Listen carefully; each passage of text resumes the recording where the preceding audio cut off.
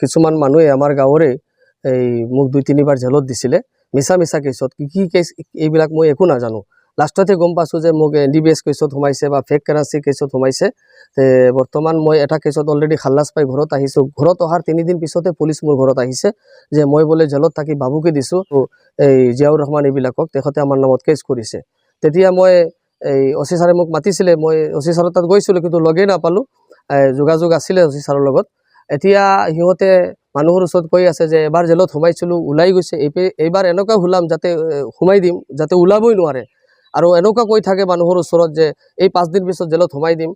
1 মাহৰ পিছত তাক জেলত সোমাই দিম এনেকুৱা মানুহৰ ওচৰত কৈ আছে আৰু যোৱা 1 তাৰিখ ৰাতি মোৰ ঘৰৰ বাউণ্ডাৰীৰ ওচৰত কোনোবা জায়গাত সিহঁতে অজ্ঞাত স্থানত গাঞ্জা ৰাখি পেলাই মোক ধৰাৰ চেষ্টা কৰিছিল মই গোপন সূত্ৰত খবৰ পাই আৰু কি এই খবৰটো মই জনাইছিলোঁ মুৰাদাৰ OC ছাৰক ৰাতি জনাইছিলোঁ যে ছাৰ এনেকুৱা এটা ষড়যন্ত্ৰ চলি আছে প্লিজ ছাৰ মোক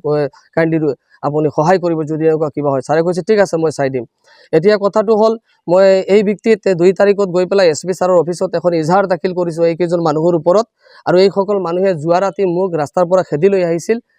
ৰাতি 2:08 মান বজাত মোৰ CC কেমেৰা ৰাস্তাত লগোৱা আছে তাতে মই আছিলোঁ থিয় হৈ আৰু এই সময়ত মানুহকেইটা খেদি লৈ আহে মই ঘৰত চিঞৰ বাখৰ কৰি অহাৰ লগে লগে মোমাইকক মাতিছিলোঁ মোমাইকৰ ঘৰ ওচৰত তেখেতে ওলাই দেখিছে যে মানুহকেইটা এই ওচৰৰ ঘৰৰ কাষলৈকে আহিছে আহি পেলাই মোমাইকক দেখি পেলাই আকৌ সিহঁতে ঘূৰি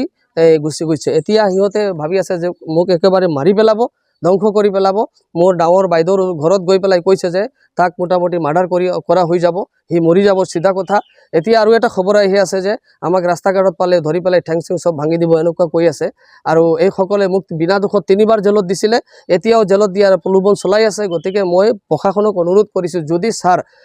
ফুজাই প্ৰশাসন বা SP ছাৰ বা আমাৰ লোকেল থানাৰ OC ছাৰক মই অনুৰোধ কৰিছোঁ যদি এনেকুৱা ড্ৰাগছৰ লগত মই জড়িত বা ড্ৰাগছ মোৰ হাতত পাইছে বা ঘৰত পাইছে বা মোৰ গাড়ীত পাইছে তেনেহ'লে আইনমতে যেটো শাস্তি দুখী এটো মই মানি লম জিয়াউৰ ৰহমান আৰু ইফালে হল ফখৰুদ্দিন ইফালে হল এই ৰিবুল আহমেদ ইফালে হল ফাৰুক আহমেদ এই সকলে মিলি পেলাই মোক বাৰ জেলত দি আছে বাৰ অশান্তি কৰি আছে গতিকে মই অনুৰোধ জনাইছোঁ প্ৰশাসনক ছাৰ জানে এনেকুৱা কিবা যদি ষড়যন্ত্ৰ আগদিনত হয় তাৰ পৰা যাতে মোক সহায় পাওঁ আৰক্ষীৰ পৰা এটো মোৰ অনুৰোধ এইখিনি ছাৰ ইজহাৰ দিছোঁ মই জিয়াউৰ ৰহমান লস্কৰ আৰু ৰিবুল আহমেদ ফাৰুক আহমেদ এটা কথা ছাৰ মোক হয়তো এটা কেছত পুলিচে জেলত দিছে শাস্তি কি দিব নিদিব এটো আইনে কৰিব কিন্তু মোৰ বিৰুদ্ধে বৰ্তমান এই পুৰণা যিবিলাক নিউজ আছে সেই নিউজবিলাক ওলাই বৰ্তমান ব্লেকমেইলিং কৰি আছে মোৰ মোবাইলতো দিছে পঠাই আৰু মানুহে পাই আছে মোবাইলত মোৰ ৱাইফৰ নামত দি আছে মোৰ ভণ্টিৰ নামত দি আছে মাইকী মানুহৰ পুৰণা নিউজবিলাক ওলাই কিবা কিবি গুটিখিনি দি আছে আৰু কিবা কিবি ওলাই আছে আৰু বোলে মোৰ নামত বহুত কেছ আছে বোলে সেইবিলাকো কেছ বোলে সেই ওলাব আমাক এৰেষ্ট কৰাব ধৰাব এনেকুৱা নিউজত কৈ আছে ইমান কিয় লাগি আছে